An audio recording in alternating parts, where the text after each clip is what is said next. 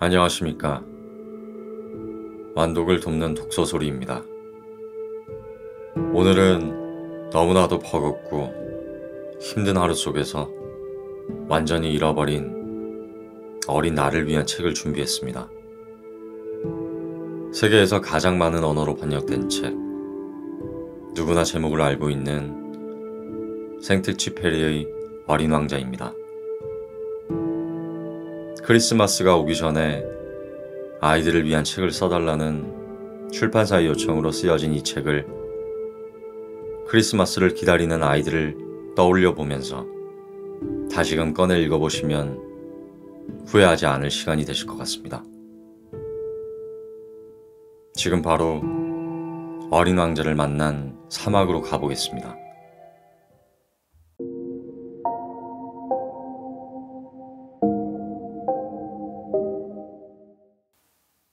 레옹 베르트에게. 내가 이 책을 어른에게 바치는 것에 대해 혹시 이 책을 읽게 될지도 모를 어린이들에게 용서를 구한다. 그것은 내가 이 세상에서 사귄 가장 훌륭한 친구가 어른이었기 때문이다. 또 다른 이유는 이 어른이 모든 것을 다 이해할 줄 안다는 것이다. 어린이들을 위해 쓰여진 책들까지도. 세 번째 이유는 그가 지금 프랑스에 살고 있는데 그곳에서 추위와 굶주림에 지쳐 있다는 것이다. 그는 정말 위로를 필요로 하고 있다. 이러한 이유들이 충분치 않다면 나는 이 책을 어린 시절의 그분에게 바치고 싶다. 어른들도 처음에는 모두 어린이들이었다. 그러나 그것을 기억하고 있는 어른들은 별로 없다. 그래서 나는 헌사를 다음과 같이 고쳐 쓴다. 어린 시절의 레옹 베르트에게.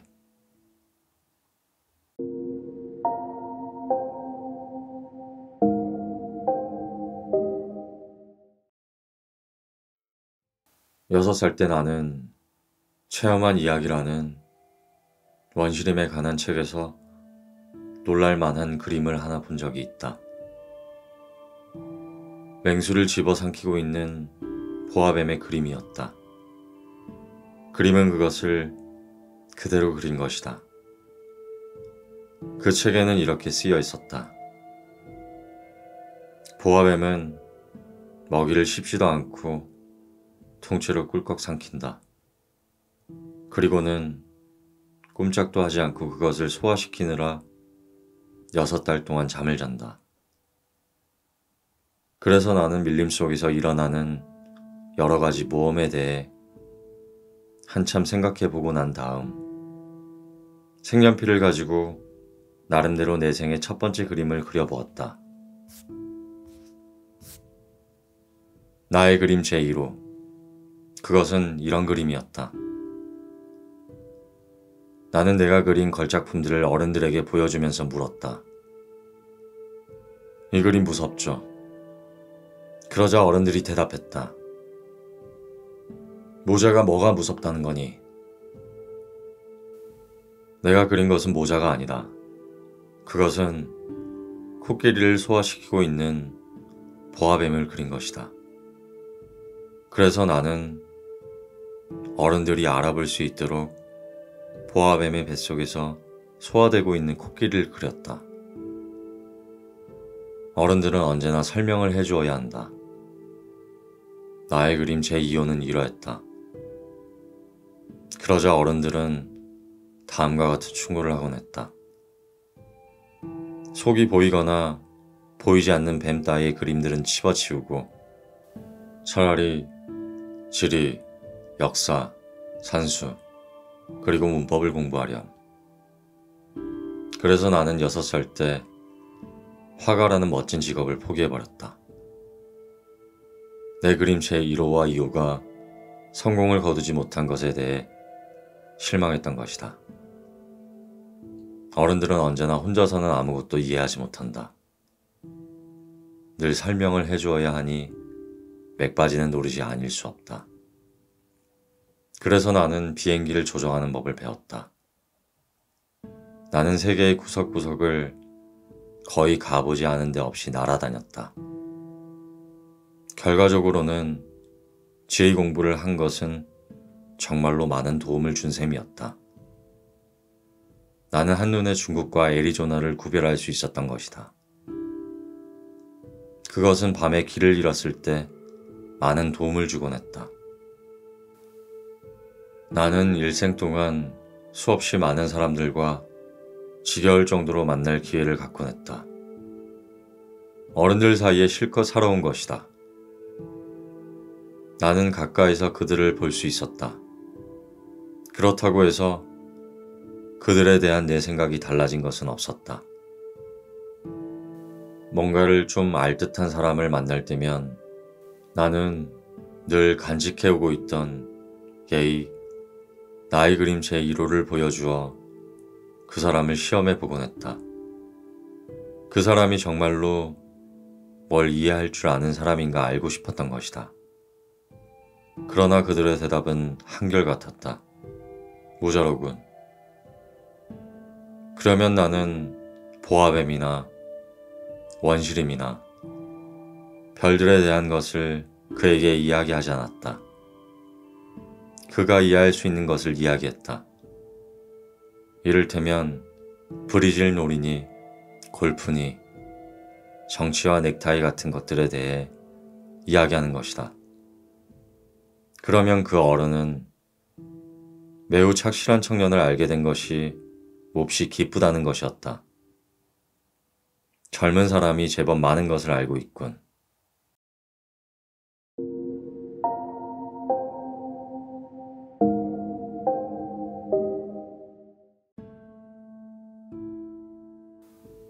그래서 여러 해 전 사하라 사막에서 비행기가 고장날 때까지 나는 마음을 터놓고 이야기할 수 있는 상대를 발견하지 못한 채 외톨이로 살아왔다. 비행기의 모터가 한 군데 부서져 버린 것이다. 기관사도 승객도 없었으므로 나는 혼자서 어려운 수리를 하지 않으면 안 되었다. 그것은 나에게는 참으로 죽느냐 사느냐의 중요한 문제였다. 일주일 동안 마실 물밖에 남아있지 않았던 것이다. 첫날 밤 나는 사람이 살고 있는 고장에서 수천 마일 떨어진 사막에서 잠이 들었다. 나는 바다 한가운데 떠있는 뗏목에 의지하고 있는 포류자보다 더 외로운 처지였다. 그런데 이게 무슨 일일까? 동이 터올 무렵 아주 작고 이상한 소리가 나를 깨웠다. 그때 내가 얼마나 놀랐을지 여러분은 상상할 수 있을 것이다. 그 목소리는 말했다. 양 한 마리를 그려줘. 뭐라고? 양 한 마리를 그려줘. 나는 너무 놀라 후다닥 일어났다. 몇 번이나 눈을 비비고는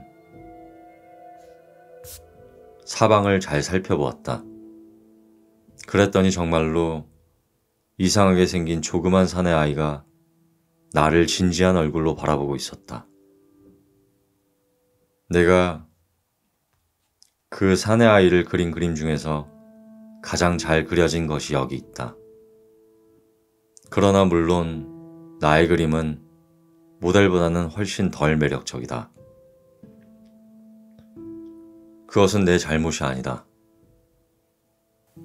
6살 적에 어른들이 화가로 출세할 수 없다고 나를 실망시켰기 때문에 나는 속이 보이지 않거나 속이 보이는 보아뱀 말고는 아무것도 그리는 연습을 하지 않았으니까 말이다. 어쨌든 나는 그의 느닷없는 출연에 너무 놀라서 눈을 동그랗게 뜨고 그 사내 아이를 바라보았다. 내가 있는 곳은 사람 사는 고장에서 수천 마일 떨어진 곳이라는 사실을 여러분은 잊지 말아주길 바란다. 그런데 그 사내 아이는 길을 잃은 것 같지도 않았고 피곤과 배고픔과 또는 목마름과 두려움에 시달리는 것 같지도 않아 보였다. 사람 사는 고장에서 수천 마일 떨어진 사막 한가운데서 길을 잃은 사내아이의 모습은 그 어디에도 없었다. 나는 가까스로 정신을 차리고 말을 걸었다. 그런데 왜 그러지? 그러자 그 사내아이는 아주 심각한 이야기나 되는 듯이 소곤소곤 다시 되풀이해 말했다. 부탁이야. 양을 한 마리 그려줘. 사람이란 너무나 신비스러운 일을 당하게 되면 누구나 거기에 순순히 따르게 마련이다. 사람 사는 고장에서 수천 마일 떨어진 곳에서 죽음의 위험을 마주하고 있는 중에 참으로 엉뚱한 짓이 아닐 수 없었다. 그러나 나는 주머니에서 종이 한 장과 만년필을 꺼냈다. 그러자 또다시 내가 공부한 것은 그림이 아니라 지리, 역사, 산수, 문법이라는 것이 생각나서 기분이 언짢아졌다. 그래서 나는 퉁명스럽게 말했다. 나는 그림을 그릴 줄 몰라. 그러자 그 사내 아이가 대답했다. 괜찮아. 양을 한 마리만 그려줘. 나는 양을 한 번도 그려본 적이 없었으므로 그 사내 아이를 위해 내가 그릴 수 있는 단 2가지 그림 중 하나를 그려주었다. 속이 보이지 않는 보아뱀의 그림이었다. 그러자 그 아이는 그 그림이 마음에 들지 않았는지 보채기 시작했다. 아니야. 보아뱀 속에 코끼리는 싫어. 보아뱀은 아주 위험해. 그리고 코끼리는 너무 커서 자리를 많이 차지해. 내가 사는 곳은 아주 조그맣거든. 내겐 양이 필요해. 양을 그려줘. 그래서 나는 양을 그렸다. 사내 아이는 주의 깊게 들여다보더니 이번에도 자신이 원하는 것이 아니라며 말했다. 안 돼. 이 양은 병이 들었어. 금세 죽을 것 같아. 다시 하나 그려줘. 나는 또 그렸다. 사내 아이는 너그러운 모습으로 상냥하게 미소를 지었다. 봐. 이건 양이 아니라 염소잖아. 뿔이 있으니까. 그래서 나는 또다시 그렸다. 그러나 그건 역시 사내 아이 마음에 들지 않았다. 이건 너무 늙었어. 나는 오래 살 수 있는 양을 갖고 싶어. 나는 모터를 빨리 떼내야 했으므로 더 이상 참지 못하고 여기 있는 이 그림을 아무렇게나 그려놓고는 한마디 툭 던졌다. 이건 상자야. 내가 원하는 양은 그 안에 들어있어. 그러자 나의 어린 심판관의 얼굴이 환하게 밝아지는 것이었다. 그걸 보고 나는 놀라지 않을 수가 없었다. 이게 바로 내가 원하던 거야. 이 양에게 풀을 많이 주어야 해. 왜 그런 걸 묻지? 내가 사는 곳은 아주 작거든. 거기 있는 걸로 충분할 거야. 내게 준 것은 아주 작은 양이니까. 그 사내 아이는 고개를 숙여 그림을 들여다보았다. 그렇게 작지도 않은 걸. 어머, 잠이 들었네. 이렇게 하여 나는 어린 왕자를 알게 되었다.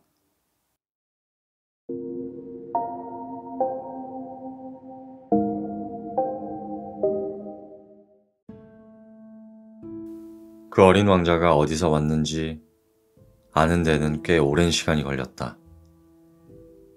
어린 왕자는 내게 많은 것을 물어보면서도 내 질문에는 귀 기울이는 것 같지는 않았다. 어린 왕자가 어쩌다가 하는 말을 통해서 차츰차츰 모든 것을 알게 되었다. 가령 내 비행기를 처음으로 보았을 때 나는 비행기를 그리지 않겠다. 그것은 나에게는 너무나도 복잡한 그림이니까. 어린 왕자는 나에게 이렇게 물었던 것이다. 이 물건은 대체 뭐야? 그건 물건이 아니야. 그건 날아다니는 거야. 비행기지. 내 비행기야. 나는 어린 왕자에게 날아다닌다는 것을 가르쳐 주면서 자랑스러움을 느꼈다. 그랬더니 어린 왕자는 소리쳤다. 뭐? 아저씨는 하늘에서 떨어졌구나. 그래. 야, 그거 참 재밌다.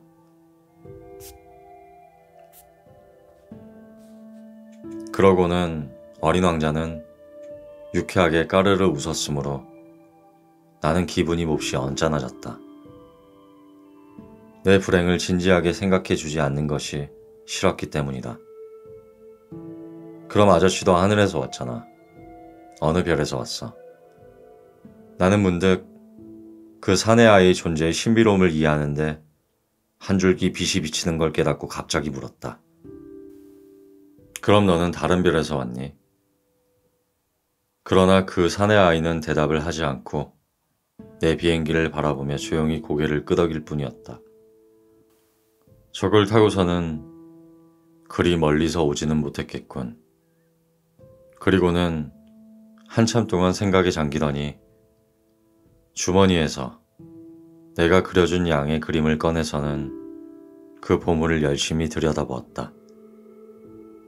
다른 별들이라는 그가 슬쩍 내비친 비밀에 내가 얼마나 호기심으로 몸이 달았겠는가를 여러분은 짐작이 갈 것이다.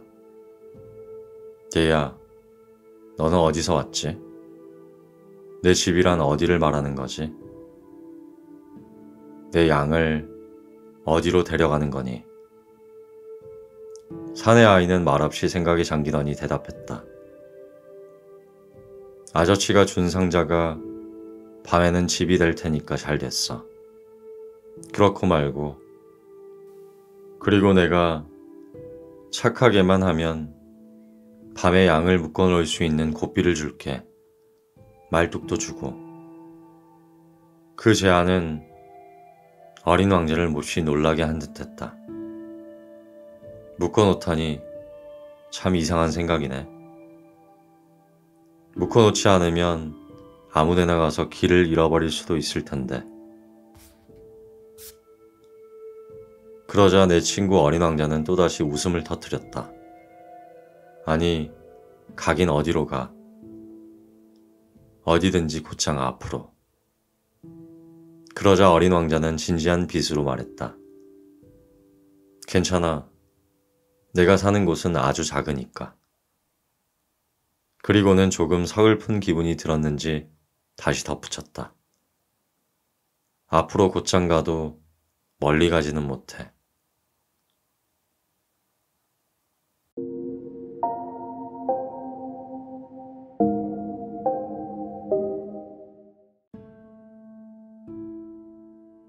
재치를 부리다 보면 조금 거짓말을 하는 경우가 있다. 나는 가로등을 켜는 사람들에 대해 이야기할 때 어디까지나 정직했다고는 할 수 없다.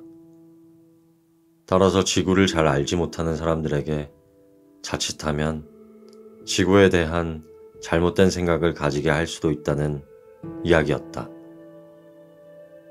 인간이 지구에 차지하고 있는 장소란 실로 아주 작은 것이다. 만일 지구에 사는 20억의 사람이 어떤 모임에서처럼 서로 좀 바짝바짝 붙어 서 있는다면 세로 20마일, 가로 20마일의 광장으로 충분할 것이다. 그들을 태평양의 아주 작은 섬 한 곳에 몰아넣을 수도 있을 것이다. 물론 어른들은 이런 말을 하면 믿지 않을 것이다. 그들은 자신이 굉장히 많은 자리를 차지하고 있다고 생각하기 때문이다.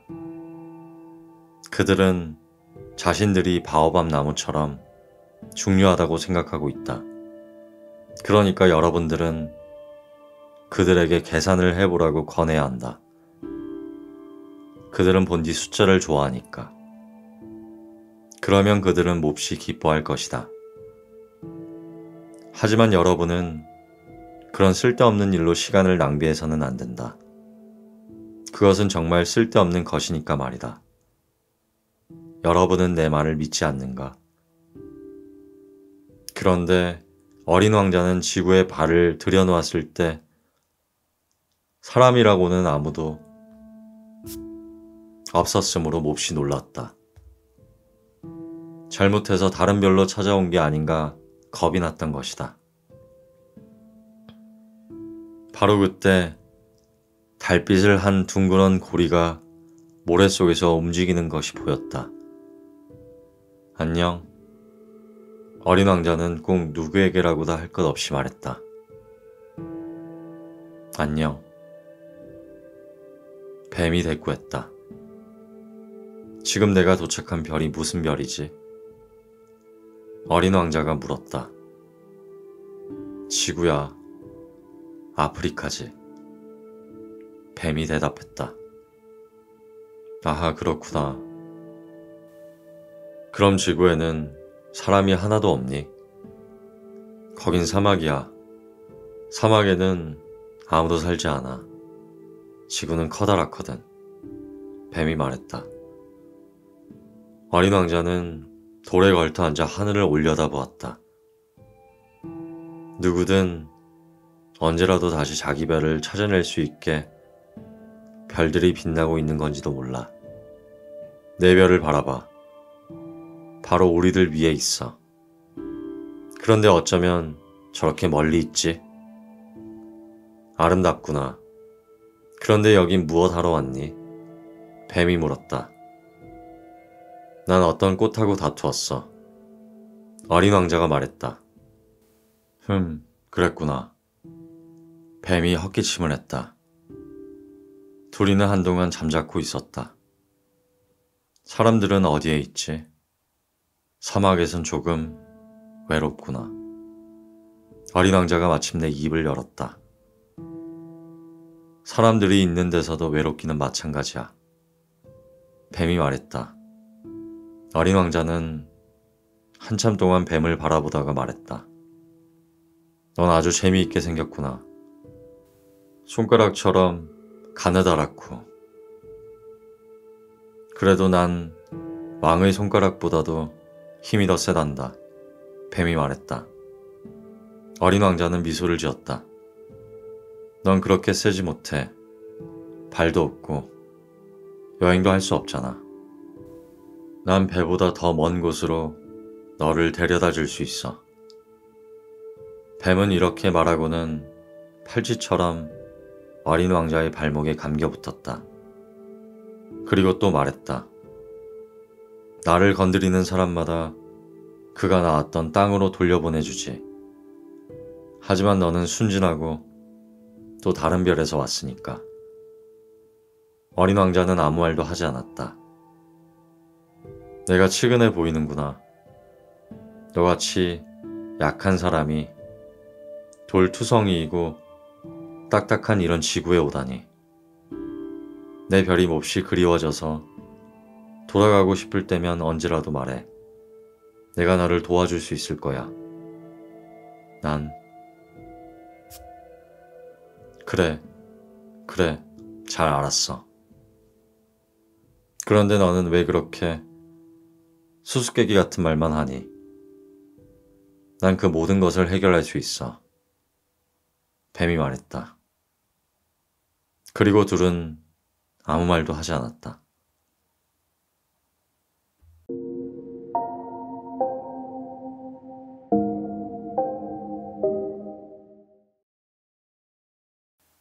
그러니까 그게 벌써 6해 전의 일이었다. 이 이야기를 나는 여태까지 한 번도 해본 적이 없다. 나와 다시 만난 친구들은 내가 살아 돌아온 걸 매우 기뻐했다. 나는 슬펐지만 피곤 때문에 그렇게 보일 뿐이라고 그들에게 말했다. 이제는 내 슬픔도 약간 가셨다. 다시 말해, 완전히 싹 가셔버린 것은 아니라는 뜻이다. 하지만 나는 어린 왕자가 자신의 별로 돌아갔다는 걸 알고 있었다. 다음날 해가 떴을 때 어린 왕자의 몸이 발견되지 않았던 것이다. 어린 왕자의 몸은 그렇게 무겁지 않았다. 그래서 밤이면 나는 별들에게 귀 기울이기를 좋아한다. 그것들은 마치 5억 개의 작은 방울들 같았다. 그런데 이상한 일이 일어나고 있지 않은가. 어린 왕자에게 그려준 입막에 가죽끈을 달아준다는 것을 내가 잊어버린 것이다. 그걸 양에게 잡아맬 도리가 없는 것이다. 그래서 나는 몹시 궁금해하곤 했다. 그의 별에게 무슨 일이 일어나고 있을까? 양이 꽃을 먹었을까? 어느 때는 천만에 먹지 않았겠지. 어린 왕자는 그의 꽃을 밤새도록 유리덮개로 잘 덮어놓았겠지. 양을 잘 지킬 테고 라고 생각해본다. 그럴 때면 나는 행복해진다.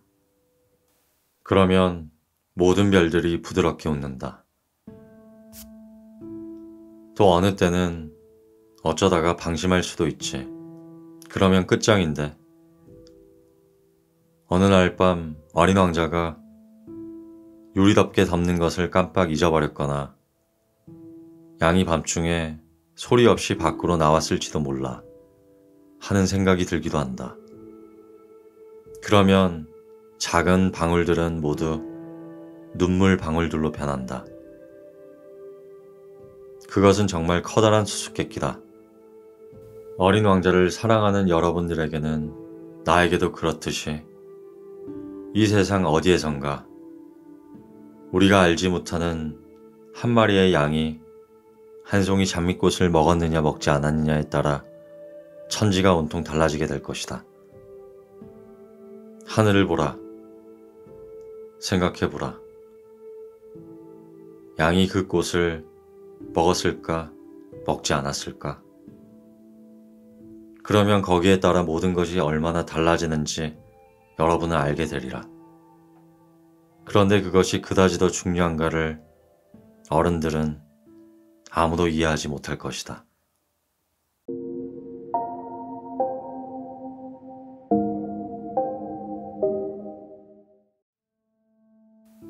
이것은 나에게는 이 세상에서 가장 아름답고 그리고 가장 슬픈 풍경이다. 이것은 앞 페이지의 것과 같은 풍경이지만 여러분에게 잘 보여주기 위해 다시 한번 그린 것이다. 어린 왕자가 지상에 나타났다가 다시 사라진 곳이 여기다. 이 그림을 자세히 보아두었다가 여러분이 언젠가 아프리카 사막을 여행할 때 이와 똑같은 풍경을 꼭 알아볼 수 있기를 바란다. 그리고 혹시 그리로 지나가게 되거든 발걸음을 서두르지 말고 잠깐 별빛 밑에서 기다려보기를 간곡히 부탁한다. 그때 만일 한 어린아이가 여러분들에게 다가와서 웃으면 그리고 그의 머리카락이 금빛이면 그리고 묻는 말에 대답을 하지 않으면 여러분은 그가 누구인지 알아챌 수 있으리라. 그러면 내게 친절을 베풀어 주길. 내가 이처럼 마냥 슬퍼하도록 내버려 두지 말고 그 애가 돌아왔다고 빨리 편지를 보내주기를.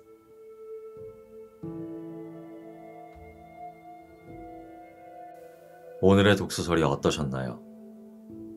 세대를 초월하여 작품의 잔향을 느낄 수 있는 시간이셨기를 바랍니다. 또한 우리는 보이는 것에만 집착하고 있는 것은 아닌지, 보이지 않는 것이 가져다주는 순수함, 그 자체도 느껴보았으면 좋겠습니다. 작가가 그린 그림들과 함께 본다면 그 감동이 배가 되는 작품이니 꼭 책으로 한번 더 읽어보시기를 추천드립니다. 오늘의 독서설이 여기까지입니다.